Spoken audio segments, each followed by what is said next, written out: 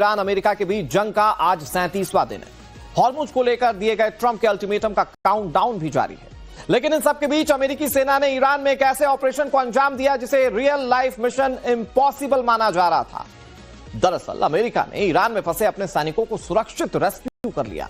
लेकिन यह रेस्क्यू किसी फिल्मी कहानी से कम नहीं है। इस रेस्क्यू में ना सिर्फ व्हाइट हाउस से लेकर पेंटागन तक के ऑफिसर्स शामिल थे, बल्कि मोसाद से लेकर CIA तक के ग्राउंड ऑपरेटिव एक्टिव थे। लेकिन यह मिशन सिर्फ रेस्क्यू के लिए नहीं था, बल्कि अमेरिका की साख के लिए बेहद जरूरी था। अमेरिका 1979 वाली गलती को फिर से दोहराना नहीं चाहता था। कैसे ईरान में घुसकर अमेरिका ने इस रेस्क्यू ऑपरेशन को अंजाम दिया, आपको सिलसिलेवार तरीके से समझाते हैं। दरअसल गुरुवार की रात को एक बड़े मिशन के दौरान अमेरिका के F-15E फाइटर जेट को IRGC ने मार गिराने का दावा किया। हमले के वक्त फाइटर जेट में पायलट के साथ साथ एक WSO भी मौजूद थे। WSO का मतलब होता है वेपन सिस्टम्स ऑफिसर। यह हवाई मिशन के दौरान पायलट के पीछे बैठकर रडार, सेंसर और हथियारों को कंट्रोल करते हैं और दुश्मन की पहचान करके हमले करते हैं। जिस वक्त ईरान ने अटैक किया तो सैनिकों ने सूझबूझ दिखाते हुए खुद को प्लेन से इजेक्ट कर लिया। लेकिन इजेक्ट होने के बाद पायलट और WSO एक दूसरे से बिछड़ गए। पायलट को जहां थोड़ी देर बाद ही रेस्क्यू किया जा सका, तो वहीं WSO मिसिंग हो गए। अब जैसे ही अमेरिकी WSO के लापता होने की खबर ईरानी सेना को मिली, तुरंत उसने WSO पर इनाम घोषित कर दिया कि भाई इनको ढूंढ कर लाइए, आपको भारी भरकम इनाम मिलेगा। ईरानी सेना से बचने के लिए अमेरिकी सैनिक ने अपने सेरेट ट्रेनिंग का इस्तेमाल किया। इसका मतलब होता है सर्वाइवल, इवेजन, रेजिस्टेंट और एस्केप। अमेरिकी सैनिक ने सबसे पहले खुद को फाइटर जेट के मलबे से दूर किया और पहाड़ों के बीच जाकर छिप गया।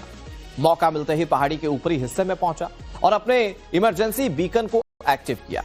बीकन के एक्टिव होते ही उसकी लोकेशन CIA तक पहुंच गई और उसके बाद एक सबसे मुश्किल और कठिन ऑपरेशन को अंजाम अमेरिका ने दिया।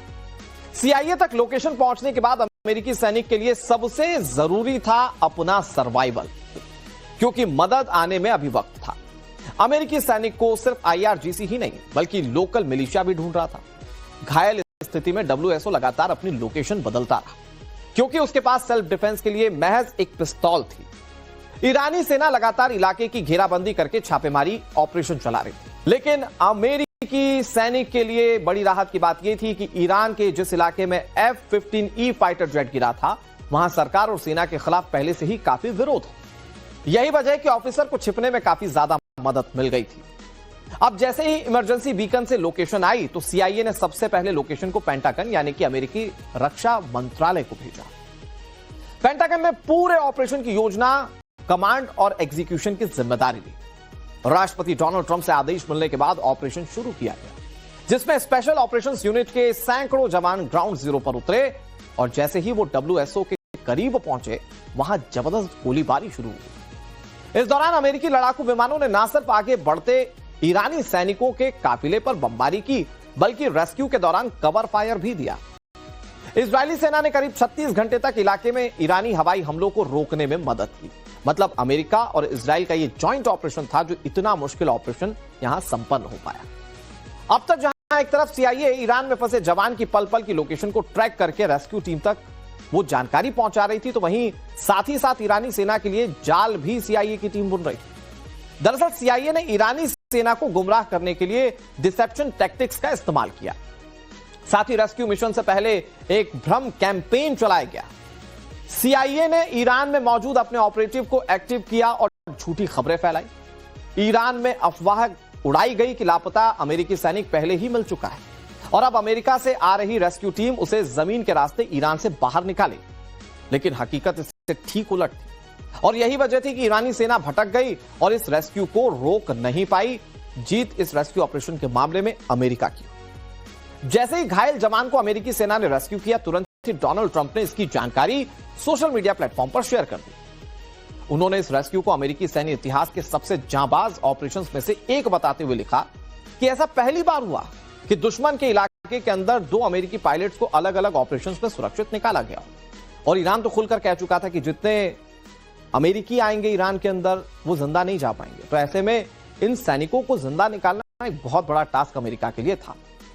एक तरफ अमेरिका अपनी पीठ थपथपा रहा है, दूसरी तरफ ईरान का दावा है कि अमेरिका का रेस्क्यू ऑपरेशन विफल रहा, क्योंकि उसने रेस्क्यू के लिए आए 2 C-130 विमानों को मार गिराया।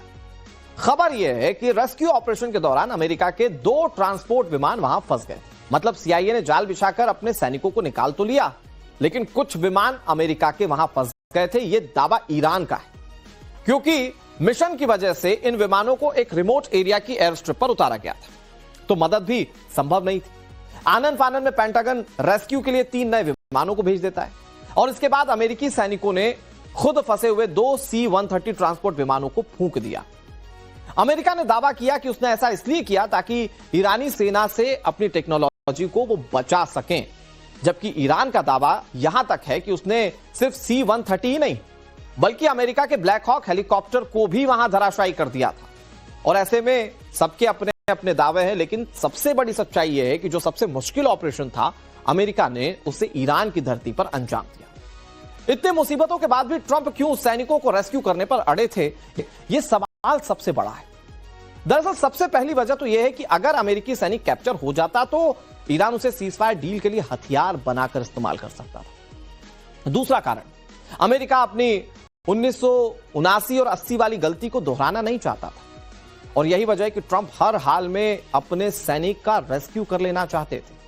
फोकस बहुत क्लियर था कि अमेरिका 44 साल पुरानी गलती को किसी भी तरीके से ना दोहराए। गलती क्या है मैं आपको बताता हूं। दरअसल 1979 और 80 में ईरान में अमेरिकी दूतावास के अंदर 52 अमेरिकी सैनिकों को बंधक बना लिया गया था। तब राष्ट्रपति हुआ करते थे जिमी कार्टर। इन्होंने रेस्क्यू के लिए ऑपरेशन ईगल क्लॉ की शुरुआत की, लेकिन रेस्क्यू के लिए हेलीकॉप्टर जो भेजे गए थे वो क्रैश हो गए। मौसम खराब था, तकनीकी खराबी की वजह से कई हेलीकॉप्टर्स काम कर ही नहीं पाए और हेलीकॉप्टर और विमान की आपस में भिड़ंत हो गई थी, जिसके चलते अमेरिका को नुकसान उठाना पड़ा। नतीजा यह कि जिन सैनिकों को अमेरिका भेज रहा था उनमें 8 सैनिकों की मौत हो गई थी। इसके बाद बिना रेस्क्यू के ही मिशन को बीच में रद्द करना पड़ा, यानी कि अबॉर्ट करना पड़ा, और बंधक अमेरिका के छुड़ाए नहीं गए। इसी अमेरिका के लिए ये एक बहुत बड़ी सैन्य और राजनीतिक विफलता के रूप में देखा जाता है। और ना सिर्फ ऑपरेशन बुरी तरह से फेल हो गया था, बल्कि पूरी दुनिया में अमेरिका की इमेज बहुत ज्यादा खराब हुई थी। जिस इमेज पर अमेरिका पूरी दुनिया में राज करने की कोशिश करता है, वो इमेज काफी ज्यादा डेंट हो गई थी, और वही गलती अमेरिका इस ऑपरेशन में दोहराना नहीं चाहता था। अब तक जहां एक तरफ CIA ईरान में फंसे जवान की पल पल की लोकेशन को ट्रैक करके रेस्क्यू टीम तक वो जानकारी पहुंचा रही थी, तो वहीं साथ ही साथ ईरानी सेना के लिए जाल भी CIA की टीम बुन रही थी। दरअसल CIA ने ईरानी सेना को गुमराह करने के लिए डिसेप्शन टैक्टिक्स का इस्तेमाल किया। साथ ही रेस्क्यू मिशन से पहले एक भ्रम कैंपेन चलाया गया। CIA ने ईरान में मौजूद अपने ऑपरेटिव को एक्टिव किया और झूठी खबरें फैलाई। ईरान में अफवाह उड़ाई गई कि लापता अमेरिकी सैनिक पहले ही मिल चुका है और अब अमेरिका से आ रही रेस्क्यू टीम उसे जमीन के रास्ते ईरान से बाहर निकाले। लेकिन हकीकत इससे ठीक उलट थी, और यही वजह थी कि ईरानी सेना भटक गई और इस रेस्क्यू को रोक नहीं पाई। जीत इस रेस्क्यू ऑपरेशन के मामले में अमेरिका की। जैसे ही घायल जवान को अमेरिकी सेना ने रेस्क्यू किया, तुरंत ही डोनाल्ड ट्रंप ने इसकी जानकारी सोशल मीडिया प्लेटफॉर्म पर शेयर कर दी। उन्होंने इस रेस्क्यू को अमेरिकी सैन्य इतिहास के सबसे जांबाज ऑपरेशंस में से एक बताते हुए लिखा कि ऐसा पहली बार हुआ कि दुश्मन के इलाके के अंदर 2 अमेरिकी पायलट्स को अलग अलग ऑपरेशंस में सुरक्षित निकाला गया।